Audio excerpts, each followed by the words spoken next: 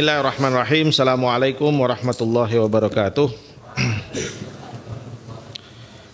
Innal hamdalillah nahmaduhu wa nasta'inuhu wa nastaghfiruh wa na'udzu billahi min shururi anfusina wa min sayyiati a'malina may yahdihillahu fala mudilla lahu wa may yudlilhu fala hadiyalah.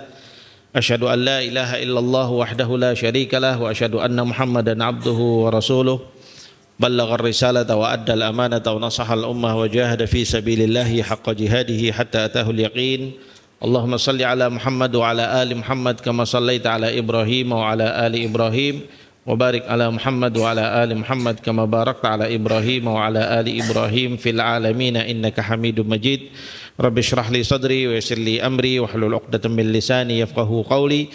Rabbana atina fid dunya hasanah wa fil akhirati hasanah wa qina adzabannar. Allahumma 'allimna bima yanfa'una wanfa'na bima 'allamtana warhamna innaka anta arhamur rahimin. Allahumma arinal haqqa haqqan warzuqna ittiba'ah wa arinal batila batila warzuqna ijtinabah. Allahumma inna nas'aluka hubbaka wa hubba nabiyyika wa hubba kitabika wa hubba amalin yuqarribuna ila hubbik. Allahumma ja'al hubbaka ahabbu ilayna minal ma'il baridi 'inda ad-dhama. Amin ya rabbal alamin. Amma ba'd. Alhamdulillah anak-anak sekalian, yang pertama marilah kita panjatkan syukur kehadirat Allah Subhanahu wa taala.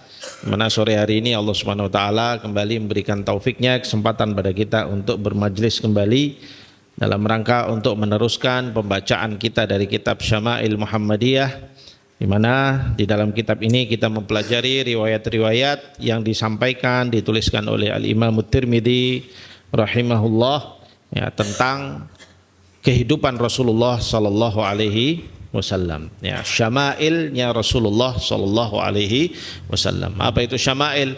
Syama'il itu artinya adalah cara hidupnya, gaya hidupnya, akhlaknya, perilakunya. Lah itu makna syama'il ya, menceritakan tentang kondisi seseorang ketika dia hidup, kisah-kisahnya ya, dan sifat-sifatnya. Nah, begitu. Itu disebut dengan syama'il. Nah, yang kita pelajari adalah syama'il Nabi kita Muhammad sallallahu alaihi wasallam. Ya, sering Ustadz ingatkan dan Ustadz senang sekali untuk mengulang ini karena ini penting buat kita ya, syabab, bahwa kita mempelajari ini semua dalam rangka untuk kita meningkatkan kecintaan kita kepada siapa? Nabi Muhammad sallallahu alaihi wasallam. Ya, supaya kita mencintai Rasulullah sallallahu alaihi wasallam. Kenapa? Karena mencintai Rasulullah sallallahu alaihi wasallam adalah salah satu daripada konsekuensi kalimat syahadat kita bagian kedua. Asyhadu anna Muhammadan Rasulullah, itu menuntut dari kita harus mencintai Nabi Muhammad sallallahu alaihi wasallam. Karena kalau kita mengakui beliau sebagai Rasulullah, kita mengakui beliau sebagai pemimpin kita, sebagai nabi, pembawa risalah dari Allah Subhanahu wa taala, kalau kamu benci sama dia, bagaimana kamu mau mengikuti sunnahnya? Bagaimana kamu mau mengikuti dan membenarkan ajarannya? Nggak mungkin. Apalagi Nabi Muhammad sallallahu alaihi wasallam itu adalah khalilnya Allah Subhanahu wa taala. Beliau itu adalah kecintaannya Rasulullah, kekasihnya Allah Subhanahu wa taala. Dari para anbiya wal mursalin hanya dua orang yang menjadi khalil. Siapa? Nabi Ibrahim alaihissalam dan Nabi Muhammad sallallahu alaihi wasallam. Ya. Bahkan antara Ibrahim dan Muhammad, siapa lebih afdol di antara para nabi-nabi tersebut? Tentu Nabi Muhammad sallallahu alaihi wasallam. Makanya kalau sekarang kita sebagai umatnya Nabi Muhammad, kok kita malah nggak cinta sama Rasulullah sallallahu alaihi wasallam, ya, nggak mau peduli sama Rasulullah sallallahu alaihi wasallam. Nah, ini iman kita ini iman cap apa itu? Ya, iman tempe itu namanya ya. Apa namanya? Pagi esok dele, sore tempe istilahnya itu. Tahu nggak itu? Paginya kacang kedelai, sorenya jadi tempe. Bolak-balik ya, iman yang tidak istiqamah. Bagaimana bisa mengimani Rasulullah sebagai Muhammad SAW sebagai Rasulullah, tapi tidak mencintai beliau? Itu sesuatu yang tidak bersesuaian, paham? Tidak konsekuen, ya. Maka wajib di antara kewajiban yang ada pada setiap orang mukmin beriman kepada Allah dan Rasulnya, atau seorang Muslim, hendaknya dia mencintai Nabi Muhammad Sallallahu Alaihi Wasallam. Nah, untuk membangun kecintaan kepada Nabi kita Muhammad SAW adalah diantaranya dengan mengenal bagaimana kehidupan beliau. Ya, mencari, membaca bagaimana kehidupannya, bagaimana akhlaknya, sehingga semakin kita mengenal Nabi kita Muhammad, maka semakin cinta kita sama Rasulullah Sallallahu Alaihi Wasallam. Orang nggak cinta karena nggak kenal. Kalau dia kenal, maka dia bisa mencintai. Apalagi sekarang ini apa yang kita baca dari riwayat-riwayat tentang Rasulullah SAW, semua kehidupannya penuh dengan hikmah, luar biasa sekali. Ya, Nabi Muhammad itu semua sikap-sikapnya adalah bimbingan wahyu. Ya, semua apa yang diucapkannya semuanya adalah wahyu. La yantiqu anil hawa in huwa illa wahyu yuha. Tidak berucap dari hawa nafsunya, apa yang diucapkannya semua adalah wahyu yang diwahyukan kepadanya. Nabi kita Muhammad sallallahu alaihi wasallam. Ya, makanya semua hadis-hadis yang di sini kita baca, ya ucapan-ucapan beliau, sikap-sikap beliau, takriratnya beliau. Apa itu takrir? Takrir itu adalah sikap. Kalau beliau melihat sesuatu lalu beliau diam, menyetujuinya, itu namanya takrir. Ya, takrirnya Nabi Muhammad sallallahu alaihi wasallam adalah bagian dari hadis. Ya, ucapannya Nabi Muhammad SAW adalah hadis. Perbuatannya Rasulullah SAW adalah hadis. Ya, semua itu masuk di dalam hadis. Ya, bagaimana beliau berpakaian, bagaimana beliau bertutur kata, bagaimana beliau bersikap dan sebagainya. Maka semua ini menjadi contoh buat kita sebagaimana yang dipesankan oleh Allah Subhanahu wa taala, laqad kana lakum fi Rasulillahi uswatun hasanah. Sungguh telah ada bagi kalian pada diri Rasulullah sallallahu alaihi wasallam itu adalah sebagai uswatun, contoh, ya. Uswah itu panutan, ya, lebih tepatnya diartikan dengan kata panutan. Kalau sebutan panutan itu bukan hanya sekadar contoh, lebih dalam lagi dari sekadar contoh, artinya betul-betul semuanya diikuti. Ya, itu namanya panutan. Jadi manut dengan Rasulullah SAW, tidak ragu-ragu, ya, dengan apa yang beliau sikapi kita contoh dan kita laksanakan dalam kehidupan kita. Ya, semoga Allah Subhanahu wa taala memberikan taufik pada kita untuk istiqamah menjalankan hidup kita mencontoh Nabi kita Muhammad sallallahu alaihi wasallam. Baik, kita sampai di mana kemarin? Bab berapa? Al-an nadkhul fi bab haya. Baik. Fi aishi fi haya'i Rasulillah. Naam. Baik. Bab ke-49 ya. Bab ma jaa fi haya'i Rasulillah sallallahu alaihi wasallam. Bab yang membahas tentang sikap malunya Rasulullah sallallahu alaihi wasallam. Nah, ini penting nih untuk kita tahu. Ternyata Rasulullah itu pemalu. Tapi pemalu yang bagaimana? Pemalu yang baik. Karena yang namanya haya, yang namanya malu, ya, itu ada dua. Hayaun mahmud wa hayaun madmum. Malu yang terpuji dan malu yang tercela. Ya. Haya itu ada dua jenis. Ada malu yang terpuji, ada malu yang tercela. Malu yang terpuji itu adalah haya yang mendatangkan kebaikan dalam sikap. Malu untuk maksiat, malu terhadap diri sendiri kalau mendolimi dirinya sendiri, ya, malu kalau melakukan sesuatu yang salah di mata Allah dan di mata syariat, ya. Makanya Rasulullah SAW terkait dengan malu yang seperti ini, beliau menyebutkan apa? Bahwa al-haya'u la ya'ti illa bi khair. Bahwasanya malu itu tidak menghadirkan kecuali kebaikan. Jadi orang itu kalau punya sifat malu, maka insya Allah dia akan terlihat baik. Kenapa? Karena yang malu yang positif loh ya, malu yang baik tadi ini akan menjadikan dia malu untuk maksiat, maka dia akan terjaga dari maksiat sehingga menjadi akhlaknya baik. Ya, orang mau tertawa terbahak-bahak, ngakak-ngakak sampai kedengaran sak kampung, malu. Kenapa? Lah itu buruk sekali, dia malu, maka dia menghindari semua itu. Maka ketawanya menjadi mencontoh Rasulullah Sallallahu Alaihi Wasallam. Ya, dicontoh Rasulullah, ya, tidak pernah tertawa terbahak-bahak. Atau malu untuk berbuat maksiat, apa? Mungkin mencuri barangnya orang lain, mengambil, ya, yang bukan haknya. Malu dia. Kenapa? Karena nanti di hadapan Allah dia malu, dia kelihatan di mata Allah Subhanahu wa taala, malu pada dirinya sendiri untuk maksiat.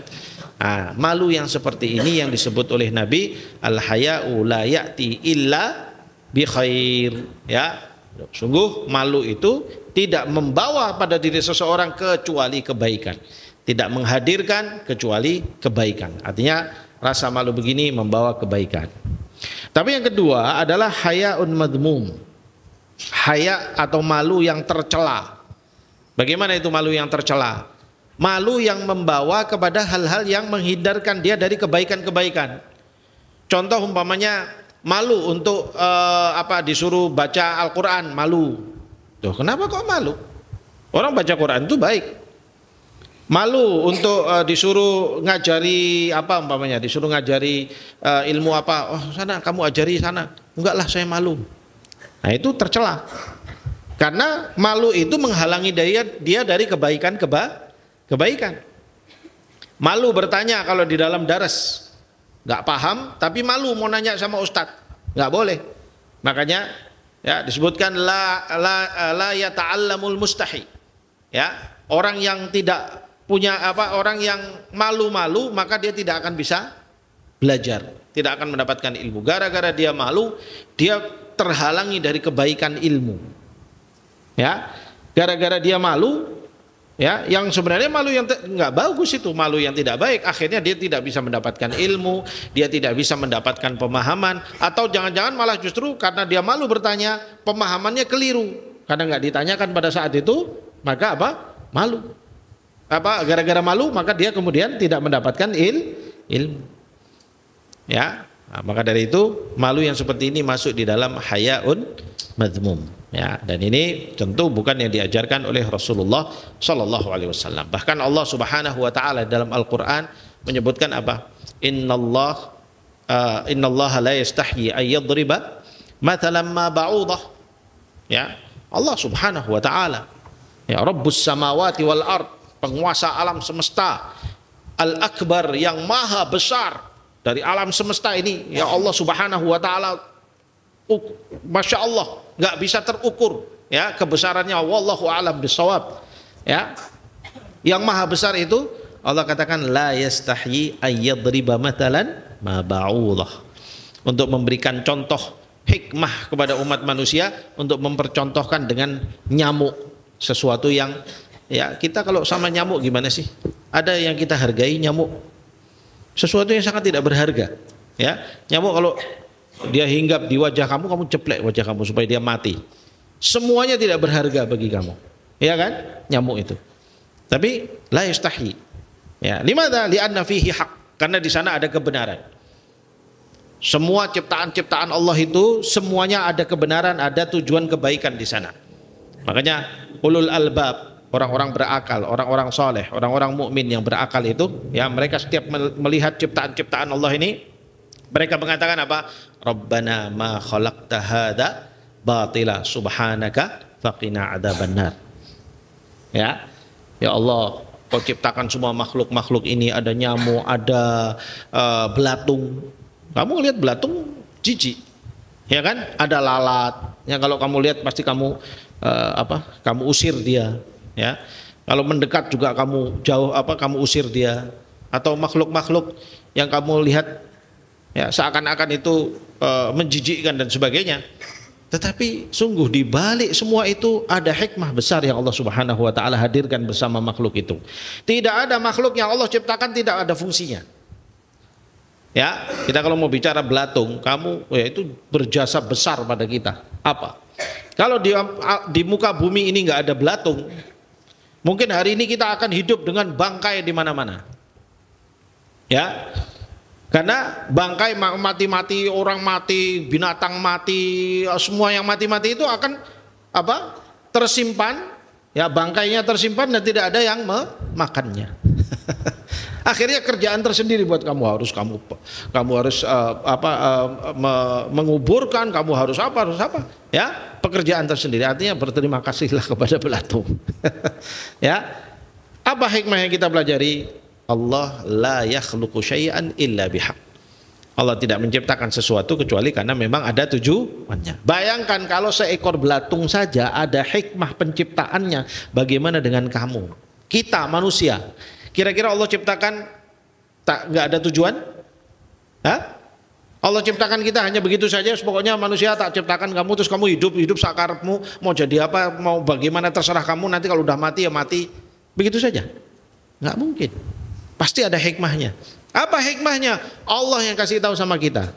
Apa? Wa ma khalaqtul jinna wal insa illa liya'budun. Ya. Dan tidaklah aku ciptakan jin dan manusia kecuali tujuannya untuk mereka beribadah kepadaku. Oleh karena itu kenapa kita nggak boleh melupakan tujuan penciptaan kita ini? Kita hidup ya kita gunakan untuk ibadah. Ya, gunakan untuk ibadah. Ibadah masa kita sholat terus Ustaz hidupnya, bukan gitu. Sekarang kamu belajar nih, kamu di pesantren, kamu niatkan ikhlas dalam belajar. Nah, itu sudah ibadah. Ya. Kamu bantu orang, kamu jalan, kamu bantu orang, ada orang keberatan, kamu ambilkan barangnya, Pak, saya bawakan barangnya, saya bantu. Kamu niatkan ikhlas lillahi ta'ala, itu ibadah. Kamu dapat pahala dengan itu. Ya, kamu ketemu sama orang, teman kamu senyum, kamu meniatkan itu untuk sedekah, sebagaimana Rasulullah katakan, itu ibadah. Artinya banyak aspek ibadah dalam kehidupan kita ini, semuanya bisa bernilai ibadah kalau dilakukan dengan niat untuk mencari ridha Allah Subhanahu wa ta'ala. Kalau dilakukan dengan niatan yang buruk, jelas nggak bisa dikatakan ibadah. Ya, ada orang bawa barang, kamu bantu, kamu bawa lari, ya itu namanya mencuri. Ya, nggak bisa bilang saya lagi ibadah Ustaz. Ibadah apa begitu? Kamu ngambil barangnya orang. Ya, makanya manusia, orang mukmin sadar benar. Ya nggak mungkin Allah ciptakan sesuatu kecuali pasti di sana ada hikmahnya. Baik. Jadi kita kembali. Jadi ada haya yang mahmud, ada haya yang madmum. Nah, ini yang kita mau pelajari dan semua yang diriwayatkan di dalam kisah ini ya, karena Rasulullah SAW ternyata juga beliau itu pemalu, beliau itu juga malu. Nah, tapi malu yang apa yang beliau lakukan? Semuanya haya yang mahmud, yang membawa kebaikan pada akhlak diri seseorang. Nah, ini yang mau kita baca insyaallah. Nah, iqra bismillah. Bismillahirrahmanirrahim. Alhamdulillahirabbil alamin wa bihi nasta'inu ala umurid dunya waddin. Wa sallallahu wasallama ala sayyidina Muhammadin khatamin nabiyyin wa ala alihi wa sahbihi ajma'in wa la haula wa la quwwata illa billahil aliyil azim. Qala al-Imam At-Tirmidzi fi kitab Asy-Syamil Muhammadiyah fi bab ma jaa fi haya'i Rasulillah sallallahu alaihi wasallam qala haddatsana Mahmud bin Ghailan haddatsana Abu Dawud haddatsana Syu'bah an Qatadah qala sami'tu Abdullah bin Abi Utbah yuhadditsu an Abi Sa'id al-Khudri qala kana an-nabiy sallallahu alaihi wasallam ashadda haya'an minal adra'i fi khidriha wa kana idza kariha syai'an arafnahu fi wajhihi. Nah, al-hadits al-awwal sini disebutkan dari Abu Sa'id al-Khudri radhiyallahu anhu, qala kana an-nabiy sallallahu alaihi wasallam ashadda haya'an minal adra'i fi khidriha. Adalah Nabi sallallahu alaihi wasallam itu lebih pemalu dari seorang gadis yang dalam pingitannya. Dari seorang gadis dalam pingitannya. Maksudnya gimana gadis dalam pingitan itu? Gadis itu ya anak perempuan ya, itu sangat erat dengan rasa malu. Harusnya. Kalau zaman sekarang tampaknya banyak anak perempuan sudah nggak punya malu ya. Kalau anak perempuan sekarang ya buka aurat, ya pamer aurat, apalagi bukan hanya pamer di sekitarnya saja, disebarkan di medsos, ya nanti di media sosial joget-joget itu, ya kan sekarang banyak tuh anak-anak perempuan seperti itu. Ini keluar dari fitrahnya, ya keluar dari fitrahnya. Fitrahnya anak perempuan itu dia pemalu. Apalagi kalau dia masih gadis, kalau dia belum menikah, belum punya suami, maka dia malu. Sudah punya suami saja, wanita itu seharusnya dia lebih pemalu. Dia menjaga fisiknya, dia menjaga aurat-auratnya, jangan sampai dilihat oleh mereka-mereka yang bukan mahramnya, supaya dia juga tidak menjadi penyebab dari kemaksiatan, ya, membuka pintu-pintu zina, ya, kemudian membuka memancing syahwat-syahwat orang-orang laki-laki yang bukan mahramnya, ya, sehingga digunakan oleh syaitan untuk membuka pintu-pintu zina. Ya, naudzubillah min dzalik. Dan subhanallah, ya, syaitan itu dari dulu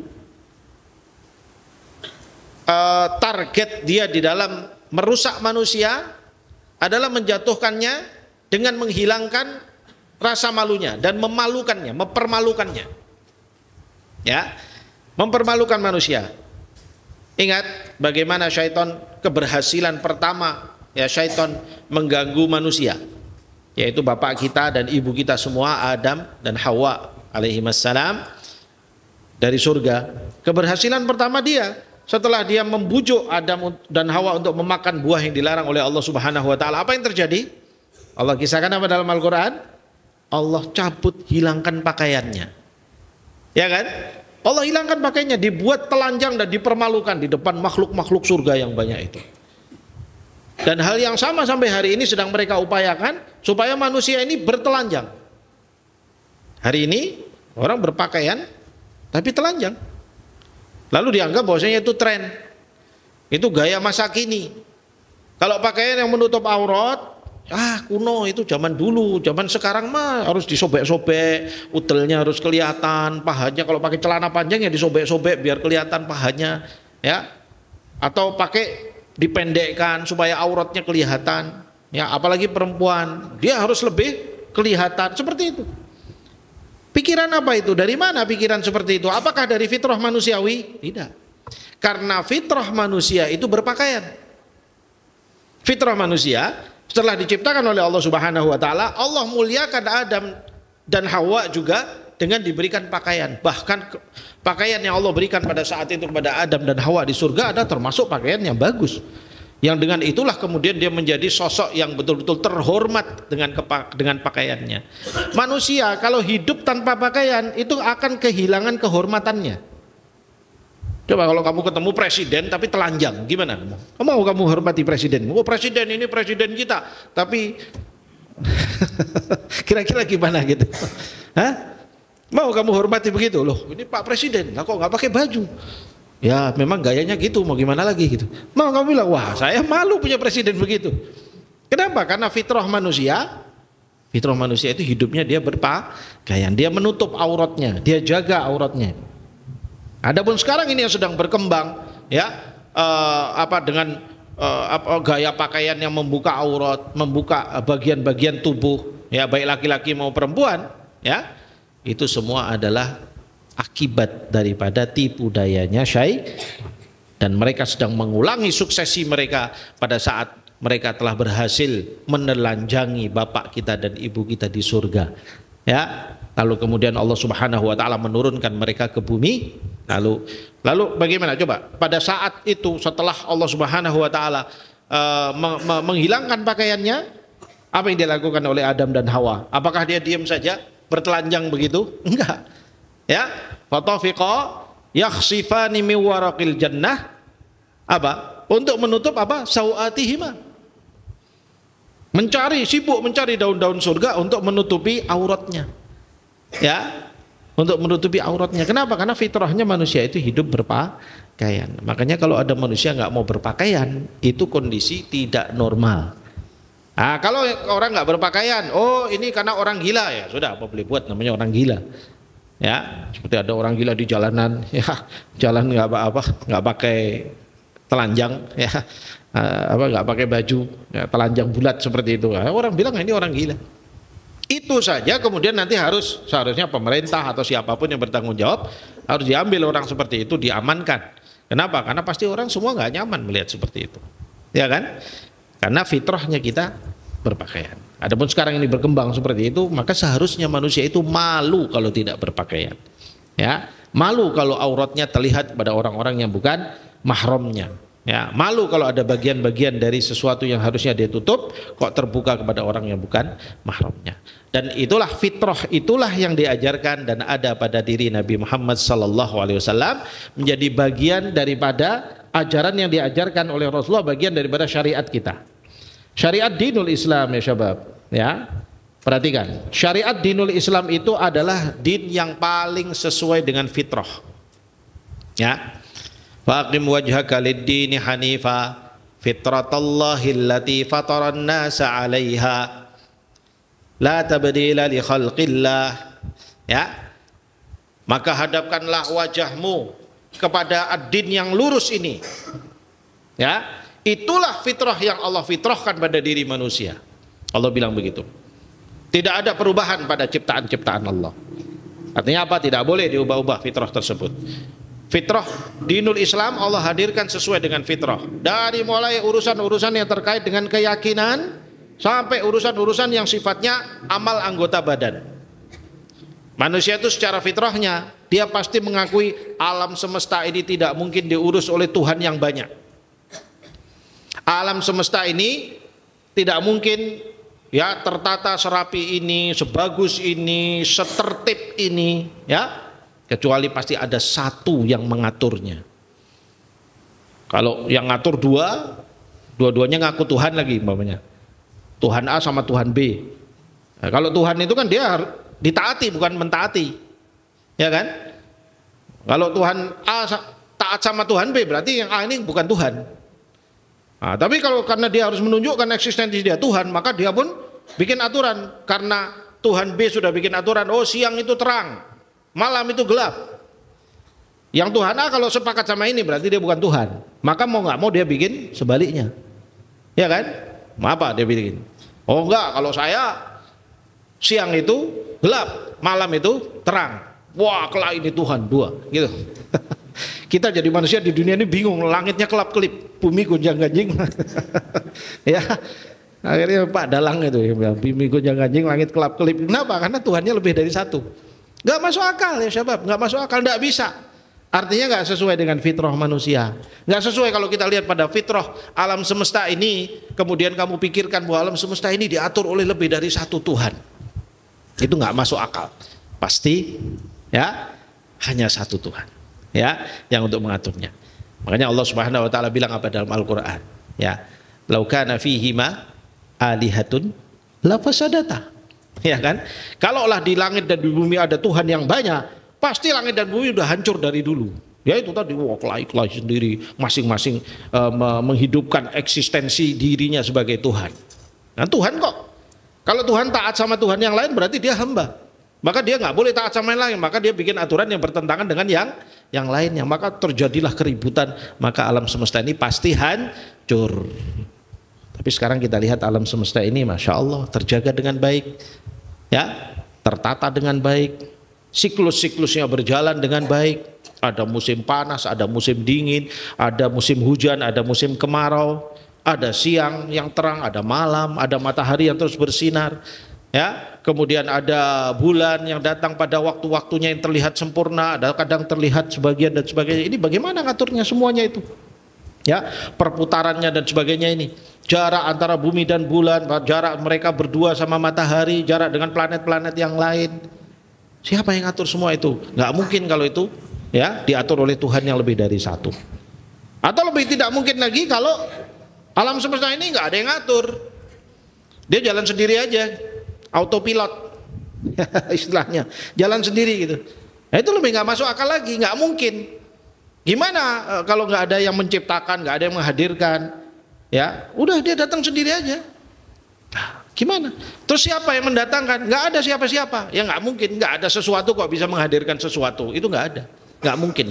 Pasti ada yang menghadirkannya, pasti ada yang menciptakannya, pasti ada yang mengaturnya berikutnya setelah dia menciptakan. Dan itulah Allah Subhanahu wa taala. Itu kita diajari begitu dan itu sesuai dengan fitrah kita. Kalau manusia punya keyakinan seperti itu ya syabab, maka dia akan apa? Dia akan mutmain, dia akan tenang, jiwanya akan tenang. Oh iya, alam semesta ini diatur oleh satu Tuhan. Alam semesta ini ada yang menciptakan, yaitu Allah Subhanahu wa taala. Sehingga dia hidupnya menjadi tenang. Tapi kalau enggak, dia akan galau, kepikiran terus. Siapa yang mendatangkan ini? Kenapa tiba-tiba aku ada di sini? Kenapa tiba-tiba aku hidup di alam yang seperti ini?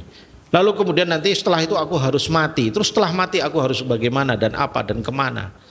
Penuh pertanyaan-pertanyaan yang tidak terjawab. Kenapa? Karena nggak sesuai dengan fitrahnya. Fahim tuh? Ya, nggak sesuai dengan fitrahnya. Itulah kenapa dinul Islam itu sesuai dengan fitrah. Termasuk diantaranya syariat-syariat yang Allah turunkan. Syariat yang diajarkan oleh Allah Subhanahu wa taala kepada umat Islam dalam dinul Islam ini semuanya sesuai dengan fitrah. Ya, ditata bagaimana cara hidup yang baik, disuruh berpakaian sesuai dengan fitrah, disuruh menutup aurat sesuai dengan fitrah, disuruh menjaga jarak antara laki-laki dan perempuan. Kenapa? Karena kalau tidak nanti terjadi perzinaan. Kalau sudah banyak terjadi perzinaan, rusak moral, rusak keturunan, rusak semuanya. Ya, kalau sudah banyak anak-anak yang terlahir nggak tahu bapaknya siapa, kemudian ibunya nggak mau tanggung jawab, terbuang begitu saja, maka dia akan tumbuh menjadi kriminal. Ya, menjadi orang-orang yang tidak terdidik, menjadi orang-orang bahaya, maka alam dunia ini akan menjadi tidak aman, rusak gara-gara perzinaan. Belum lagi nanti kehormatan yang dihinakan dengan perzinaan. Itu semua keluar dari fitrah, maka Islam atur. Ya, kamu hidup jaga, ya, hati-hati dengan wanita-wanita, laki-laki dan perempuan yang bukan mahram, jangan saling berdekatan, karena kalau tidak nanti akan terkena godaan syaitan, lalu kemudian akan berbuat perbuatan hal yang dilarang oleh Allah. Nah, begitu. Makanya Islam menata semua itu supaya hidup manusia ini menjadi aman. Hidup manusia ini betul-betul sesuai dengan fitrahnya. Ya, sehingga kita akan merasakan nikmatnya kehidupan. Dan hidup di dunia ini kita gunakan untuk taat sama Allah, untuk ibadah sama Allah. Lalu setelah mati kita akan mendapatkan pahalanya. Ya, kembali ke kampung halaman asli kita yaitu al-jannah insyaallah. Ya, nah, termasuk diantaranya ini ya syabab, al-haya. Rasulullah kok ngajari malu, kenapa? Lah karena malu itu fitrahnya manusia. Ya, orang kalau sudah nggak punya malu, maka rusaklah perilakunya. Tuh orang ngerampok, orang korupsi, koruptor tuh, para koruptor itu nggak punya malu. Ya, nggak punya malu dia nggak kepikiran bahwasanya itu ada sebuah akhlak yang buruk. Dia menzolimi orang banyak, dia mengambil haknya orang lain yang bukan haknya dia. Kenapa? Berangkat dari bahwa dia sudah hilang urat malunya. Apalagi kalau yang korupsinya terang-terangan, ya, datang ke kantor kamu mau ngurus KTP, udah langsung wani piro. Nah gitu ya. Apa-apa udah wani piro, apa-apa sudah urusan duit. Belum lagi nanti yang ada ini nanti dipotong ini potong itu, dimaling semuanya. Koruptor-koruptor seperti itu. Mereka orang-orang nggak punya malu. Kenapa nggak punya malu? Karena tidak mengamalkan sunnah dan ajaran yang diajarkan oleh Allah dan Rasulnya. Nggak punya malu sama Allah, nggak punya malu sama dirinya sendiri, nggak punya malu sama malaikat-malaikat yang mencatat perbuatannya. Makanya para ulama mengatakan rasa malu yang ada pada diri kita itu muta'alliq dengan beberapa. Apa yang pertama? Muta'alliq billah. Ya, terhubung dengan malu pada Allah. Ini yang pertama. Kita harus selalu punya rasa malu sama Allah Subhanahu wa taala. Karena tidak ada tempat yang kita bisa melakukan maksiat kecuali Allah melihat kita. Dan apa kamu nggak malu? Kamu hidup, ya, kita semua hidup dibiayai oleh Allah, dikasih nikmat hidup, dikasih udara, dikasih rezeki, dikasih umur, dikasih sehat, dikasih semuanya. Tiba-tiba malah kita gunakan untuk menentang aturan Allah, digunakan untuk maksiat pada Allah Subhanahu wa taala. Apa kamu nggak malu? Nah, malu mestinya. Itu yang pertama. Yang kedua, kita malu kepada malaikat. Ya, yang selalu bersama dengan kita ini, di samping kanan dan kiri kita ini ada raqibun atid, ya, yang selalu mencatat perbuatan kita, ya, mencatat perbuatan kita, dan catatannya juga sempurna, lengkap. Raqib memperhatikan dengan baik, atid mencatat dengan cepat. Jadi kalau kamu umpamanya berbicara kotor, mau secepat kilat kamu gila, malaikat nggak sempat nyatet. Ya, kamu mau bicara kotor gitu, wah, kalau mau misuh ya harus cepat supaya malaikat nggak sempat mencatat gitu. Nggak ada itu. Raqib dan atid itu catatannya cepat dan lengkap. Makanya Allah bilang apa? Ma yalfidhu min qaulin illa ladaihi raqibun atid. Tidak terucap suatu ucapan kecuali di sana ada raqib dan atid yang akan mencatatnya. Gak bisa kita mau sembunyi dari perbuatan kita nanti. Begitu nanti menghadap Allah, kitab laporan kita itu diberikan, itu kita baca, kaget. Seperti orang-orang kafir ketika mereka mendapatkan kitab itu, laporannya semua detail. Maksiat ini, dosa ini, syirik, nyembah batu, berhala, nyembah pohon, nyembah perapatan, pertigaan, semuanya disembah. Ya. Kemudian mereka bilang apa? Mali hadzal kitabi la yughadiru shaghiratan wala kabiratan illa ahsaha wa wajadu ma amilu hadira wala yadhlimu rabbuka ahada. Buku apa ini? Kitab apa ini? Semua kok dicatat sama saya. Ya, semuanya dicatat. Illa ahsaha. Ma mana ahsa? Al-ihsa ya syabab. Al-ihsa itu menghitung dengan detail. Mencatat dengan detail. Semua dihitung dengan detail. Itu namanya al-ihsa. Jadi kalau Ustadz nyuruh ihsi hadza syai', artinya hitung dengan teliti. Tapi kalau adid hadza syai', hitunglah dengan hitungan biasa. Jadi namanya ihsa itu hitungan yang detail, yang teliti. Nah, di situ Allah menggunakan kata apa? Ma li hadzal kitabi la yughadiru shaghiratan wala kabiratan illa ahsaha. Allah menggunakan kata ihsa. Artinya apa yang dicatat oleh Raqibun Atid itu detail. Ya. Terus ketika itu nanti di hadapan Allah kita mau pura-pura lupa, nggak bisa. Dulu kamu maksiat di sini kamu melakukan begini pada saat itu peristiwanya begini. Kapan ya Allah? Saya lupa ya Allah. Gak bisa. Mau lupa di hadapan Allah itu nanti gak bisa. Kenapa? Karena Allah bilang apa? Wa wajadu ma'amilu hadira. Ya. Dan mereka menemukan bahwa apa yang mereka amalkan dahulu itu hadir di hadapan mereka. Jadi ingatan kamu ketika itu jadi super gitu ya. Diingatkan oleh Allah Subhanahu wa taala. Kalau di dunia kamu banyak lupa. Ya, baru kemarin maksiat, hari ini udah lupa. Nah, itulah kita, masalah kita. Ya, sama syaitan kita dilupakan sama maksiat. Lalu kita diingat-ingatkan, punya amal soleh sedikit aja diingat-ingat terus. Oh, kamu kan kemarin sudah sholat sunnah. Masa hari ini sholat sunnah lagi? Kebanyakan sholat sunnah nggak baik. Nah, syaitannya nanti bilang gitu. Ya, akhirnya kamu jadi malas sholat sunnah. Oh, kemarin kamu kan sudah sedekah. Masa hari ini sedekah lagi? Ya, sedekah itu 3 hari sekali aja lah, jangan tiap hari. Amal sedekah cuma Rp1, Rp2 diinget-inget sampai mati. Tapi maksiat yang tiap hari dilakukan kok bisa lupa? Itulah pekerjaan syaitan. Padahal yang harus kita ingat sebaliknya. Kalau kamu punya dosa kecil sedikit saja, harusnya kamu ingat sampai mati. Sehingga setiap kamu ingat, kamu beristighfar pada Allah, kamu menyesalinya. Ya, dan merasa diri berdosa di hadapan Allah Subhanahu wa taala dan selalu merasa tidak aman dari dosa-dosa itu. Seharusnya begitu sifat orang mukmin. Ya, bukannya malah melupakan maksiat dan mengingat-ingat amal soleh.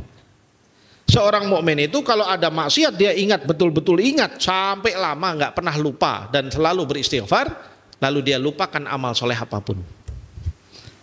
Pernah amal soleh besar, saya pernah sedekah sama orang, saya pernah bantu orang sampai dia selamat sampai apa, udah lupa. Setelah amal sudah lupa. Bahkan dia beramal soleh berusaha untuk kalau tangan kanannya bersedekah, jangan sampai tangan kirinya melihat atau tahu oleh tangan kirinya. Begitu orang mukmin. Kenapa? Karena orang kalau selalu mengingat maksiat dan lupa dengan amal soleh, dia akan terus terdorong untuk beramal soleh karena merasa amal solehnya sedikit. Saya kok sepertinya masih belum punya amal soleh ya saya. Karena sudah lupa semua padahal sudah banyak. Ya. Dan jangan takut malaikatnya nanti lupa juga Ustadz, gimana nyatetnya? Enggak, malaikat enggak lupa. Malaikat sudah mencatat dengan amanah dan mencatat dengan baik. Ya. Dan Allah Subhanahu wa taala tidak akan mendolimi siapapun. Wala yadhlimu rabbuka ahada. Ya, pada saat itu. Maka dari itu, ya, akhlak seperti ini atau sikap seperti ini harus ada pada diri kita. Ya. Oleh karena itu sebab malu pada Allah, yang kedua malu pada malaikat, yang ketiga malu kepada sesama manusia. Harus ada rasa malu sesama manusia. Ya, jangan nanti kepada manusia nggak punya malu. Kenapa? Karena di antara kehidupan kita hidup bermuamalah dengan manusia. Malu kamu kalau mendolimi dia. Malu kalau kamu berbuat jahat terhadap dia. Malu kalau kamu sama teman kamu kok kamu membuli dia, umpamanya. Malu kamu kalau mengambil barang dia tanpa izin. Malu. Kenapa loh? Ini perbuatan buruk, ini maksiat. Ini haknya dia saya ambil. Bagaimana itu? Nggak boleh. Malu. Ya. Malu sama Allah, malu sama malaikat yang mencatat, malu sama manusia juga. Nah, itu akhlak seorang muslim, ya. Kemudian yang keempat, malu terhadap diri sendiri. Coba kalau kita berpikir pada diri kita sendiri, masing-masing kita pasti merasa cinta sama diri kita sendiri kan? Nah, kita nggak mau kalau kemudian ini tubuh yang Allah sudah hadirkan buat kita, ruh yang Allah hadirkan buat kita di dalam tubuh kita, jiwa yang Allah hadirkan buat kita, semuanya ini dikasih hidup, kok malah digunakan untuk maksiat. Malulah sama diri sendiri. Ya, malah digunakan untuk menentang Allah, malah digunakan untuk mengumpulkan dosa-dosa. Malu sama diri sendiri. Ya, jadi muta'alliq bi arba'ah. Malu itu berkait dengan 4. Malu pada Allah, malu pada malaikat, malu kepada sesama manusia, dan yang keempat malu terhadap dirinya sendiri. Ya, itu kesempurnaan malu pada diri seseorang. Dan inilah yang diajarkan oleh Rasulullah. Dan ini maknanya, kok Rasulullah sampai seperti itu Ustaz? Malu sekali. Sampai disebutkan lebih pemalu dari gadis yang sedang dalam kondisi dipingit. Ya. Dipingit itu apa? Jadi kalau anak perempuan mau dinikahkan itu biasanya nanti sama orang tuanya dipingit, disimpan di rumah nih, jangan sampai ketemu banyak orang. Ya, sehingga jangan sampai kelihatan dia punya kesalahan apa, punya kesalahan. Ya, ini orang dulu ya, kalau orang sekarang wallahu alam. Orang sekarang nih Allah yahdihim, sudah ini orang sekarang sudah banyak meninggalkan rasa malu, sudah meninggalkan fitrahnya. Ya, bahkan orang sekarang menikah karena by accident gitu ya istilahnya gitu. Ya, karena pacaran dan sebagainya. Ya, nih orang kalau dia malu sama Allah, malu sama dirinya sendiri, malu sama malaikat, malu sama malu sama kepada sesama manusia, nggak mungkin dia mau pacaran.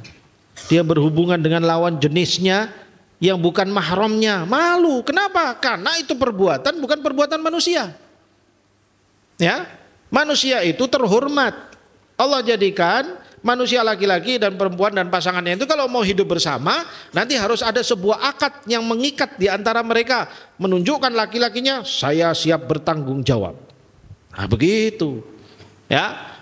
Makanya dalam Islam itu ada apa? Akad nikah. Jadi oleh si bapaknya atau si walinya si perempuan menyerahkan anak perempuan itu kepada si calon menantunya ini tadi, si laki-laki ini tadi. Saya serahkan kamu, saya nikahkan kamu dengan putri saya walinya selama ini, tapi sekarang sudah saya serahkan sama kamu. Kamu jaga dia dengan baik. Lalu saya terima ya pernikahannya anak bapak dengan saya. Artinya sudah sanggup untuk bertanggung jawab, sanggup menjaga, sanggup memuliakan, sanggup memberi nafkah dan sebagainya begitu, sehingga hidupnya menjadi terhormat. Ini pacaran diem-diem, delik-delik, goncengan mana, terus berduaan di hutan di sana, di apa lagi? Apa itu kayak monyet? Iya. Lihat kehidupan binatang. Ya. Nanti kalau ada 2 jantan, rebutan betinanya. Ya. Nanti kalau lihat kambing itu, kalau 2 jantan itu pasti dia gitu. Nanti yang hebat nanti dia bisa ngawini betina-betina di situ. Atau semua binatang seperti itu. Nah, kalau binatang ya memang fitrahnya mereka begitu. Nggak ada syariat buat mereka. Tapi kita manusia, Allah Subhanahu wa taala muliakan kita dengan syariat yang Allah turunkan, memberikan dinul Islam supaya hidup kita ini menjadi terhormat. Supaya hidup kita ini terjaga, supaya kembali seperti mana fitrahnya manusia. Nah ini. Jadi urusan malu itu ya sebab urusan yang nggak main-main.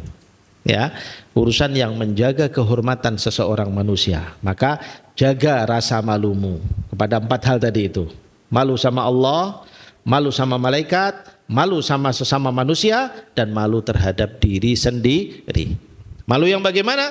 Malu yang mahmud, malu yang terpuji, yaitu malu untuk melakukan kesalahan-kesalahan dan kemaksiatan. Inilah yang disunnahkan dan diajarkan oleh Nabi kita Muhammad sallallahu alaihi wasallam. Wa kana idza kariha syai'an arafnahu fi wajhihi. Dan adalah beliau kalau tidak menyukai sesuatu, kami langsung bisa membaca dari raut wajahnya. Ya, jadi kalau beliau nggak suka sama makanan umpamanya, nggak ada kok kemudian apa ini? Oh makanan ginian, alah makanan ginian nggak enak itu, oh, makanan kayak gituan dimakan, menghina makanan, malu. Nggak punya malu kamu menghina makanan? Bukankah makanan itu adalah rezeki?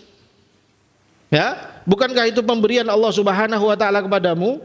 Kalau kamu nggak suka, jangan dicela sudah. Nggak usah dimakan, bilang saya belum mau makan ini. Ya. Atau mengatakan, maaf saya kurang suka dengan makanan ini. Kenapa? Apa ini nggak enak? Enak, tapi saya nggak suka. Nah, wajar kan? Soal selera kan orang bisa berbeda-beda. Tapi tanpa mencela makanan. Ya. Jangan mencela rezeki Allah Subhanahu wa taala. Karena kalau orang mencela rezeki Allah, orang mencela pemberian, itu orang nggak punya malu. Coba kalau kamu sekarang ngasih sesuatu sama teman kamu nih saya kasih nih. Kemudian dia bilang, apa ini kayak ginian? Ah jelek, gitu. Perbuatan terpuji nggak itu? Tercela. Itu perbuatan orang nggak punya malu. Harusnya kalau dia nggak suka pun, ya mungkin bisa dia terima dahulu, lalu kemudian nanti terima kasih ya udah, lalu kemudian nanti dia hadiahkan pada orang lain. Atau paling tidak ditolak di tempat dengan, oh maaf saya kok merasa tidak perlu sama barang ini. Terima kasih antum, kebaikan antum sudah mau kasih sama saya hadiah, terima kasih sekali, saya hargai sekali. Tapi terus terang saya nggak perlu sama barang ini sekarang. Jadi antum kasihkan sama orang lain yang mungkin membutuhkan. Nah, begitu adabnya orang Islam. Itu akhlaknya Rasulullah Shallallahu Alaihi Wasallam. Dan beliau kalau suka atau tidak suka pada sesuatu terlihat pada sikapnya, dari raut wajahnya. Ya, umpamanya ini ada orang melakukan suatu perbuatan yang tercela tidak enak, raut wajahnya menunjukkan tidak senang. Enggak kok kemudian langsung, oh dasar lu apa ya, langsung muring-muring di situ, marah-marah di situ. Ya, pernah Rasulullah SAW menegasi orang tapi dengan ucapan tegas yang berhikmah. Ya, kalau ada orang melakukan perbuatan dan itu harus ditegur dengan tegas dan harus dengan ucapan, maka beliau akan ucapkan itu. Contoh ketika beliau menegur seorang sahabatnya kalau ngimami panjang, sehingga menjadikan para sahabat yang lain yang orang awam dari kalangan sahabat menjadi kesulitan, mereka mau kerja mau apa ya, kalau sholat sama ini ngadu sama Rasulullah SAW, ya Rasulullah saya kalau diimami fulan itu saya ngerasa nggak nyaman sholat ya Rasulullah, sholatnya panjang, berdirinya panjang, rukuknya panjang, sujudnya ya, sholat isya subuh sampai mau subuh ya kelamaan. Gimana Rasulullah, saya mau kerja, saya mau apa, saya terganggu ya Rasulullah dengan itu, sehingga menjadikan saya jadi malas mau sholat jamaah ke masjid. Dipanggil oleh Rasulullah, ya fulan aturidu antakuna fattanan, apakah engkau ingin menjadi sumber fitnah? Apa fitnahnya? Fitnahnya adalah kalau kamu sholatnya kepanjangan, orang jadi keberatan ikut sholat bersama dengan kamu, akibatnya orang jadi nggak mau sholat jamaah di masjid, jadi berat, sholat di masjid jadi berat. Jangan jadi seperti itu.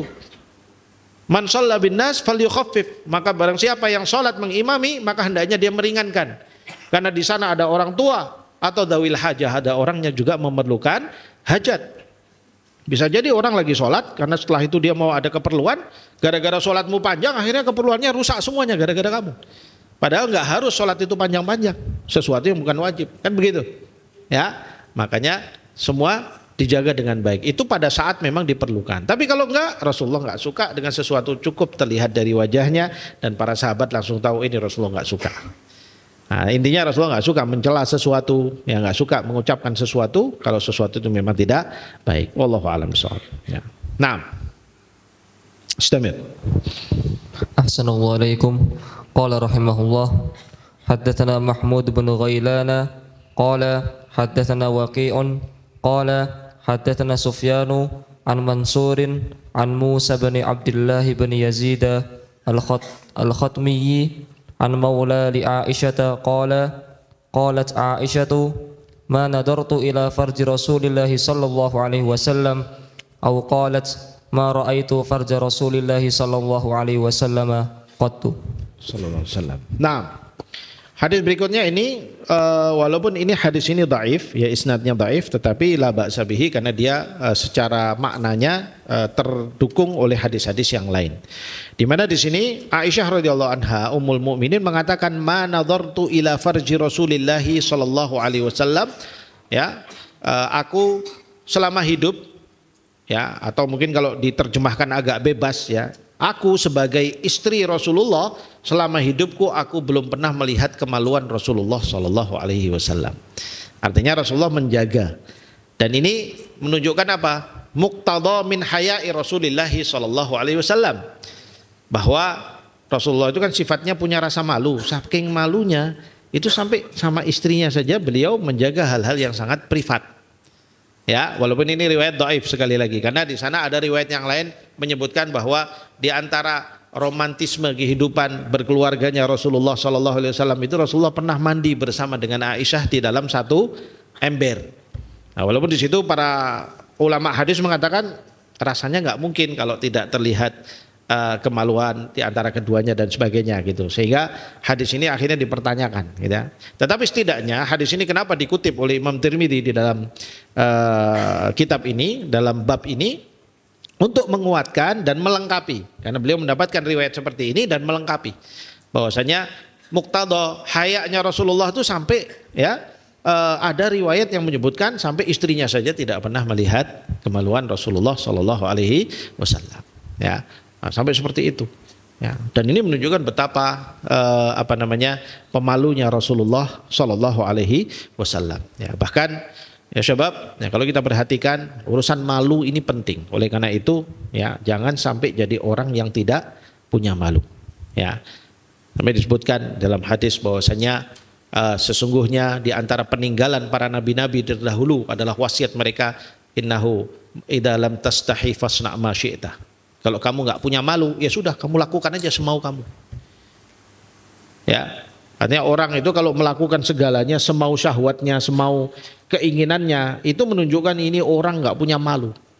Dan orang kalau nggak punya malu berarti dia tingkat kehormatan kemanusiaan dia itu rendah. Atau kalau orang sekarang nyebutnya SDM rendah. Orang rendahan. Orang kalau nggak punya malu, siapa yang mau hidup sama orang nggak punya malu? Nah, siapa yang mau hidup sama orang nggak punya malu? Karena orang kalau nggak punya malu ya nggak jauh dari binatang. Karena yang nggak punya malu itu binatang. Ya, kucing disebut malu-malu kucing. Tapi apa kucing punya malu? Kamu lihat kucing itu nggak punya malu dia. Kalau dia di hadapan manusia, di hadapan orang banyak, maaf, kalau dia ngelihat betinanya dia kawin di situ di depan yang lain. Nggak punya malu, ya namanya binatang. Yang nggak punya malu itu binatang. Kenapa? Apakah mereka salah? Bukan, karena fitrah mereka begitu. Kalau manusia atau jin nggak punya malu, baru masalah. Ya, baru masalah. Kenapa? Karena fitrahnya diajarkan oleh Allah Subhanahu Wa Taala. Mereka itu harusnya makhluk yang menjaga kehormatannya. Di antara kehormatan yang ada pada manusia adalahnya rasa malu pada dirinya. Ya. Dan kemudian rasa malu itu akan mengantarkan dia kepada kepada kebaikan-kebaikan, ya, menunjukkan menjaga dia dari hal-hal yang buruk dan mengantarkan dia pada kebaikan-kebaikan, ya. Sehingga Imam Sufyan Ats-Tsauri, ya, beliau mengatakan innal haya khuluqul anbiya wa simmatus salihin. Sesungguhnya malu adalah akhlaknya para nabi dan tanda atau karakternya orang-orang soleh. Jadi kalau kamu mau jadi orang soleh, ya kamu harus jaga rasa malu. Harus punya rasa malu. Harus melatih diri menjadi punya rasa malu. Manusia semakin dia dewasa, semakin dia balik, maka muncullah rasa malu yang ada pada dirinya. Menjaga kehormatannya dengan dia malu untuk melakukan hal-hal yang tidak benar dan tidak baiknya. Wallahu a'lam bishawab. Ya, hari ini kita ambil ini dahulu, ya, pelajarannya. Mudah-mudahan Allah Subhanahu Wa Taala memberikan hikmah kepada kita dan pelajaran yang terbaik untuk menjadi seorang yang menjaga rasa malunya sebagaimana Rasulullah Shallallahu Alaihi Wasallam menjaga kita, juga ada malu kita itu menjaga kita dari perbuatan maksiat dan keburukan-keburukan, insyaallah. Aqulu qouli hadza wa astaghfirullah li wa lakum wa billahi taufiq wal hidayah. Assalamualaikum warahmatullahi wabarakatuh.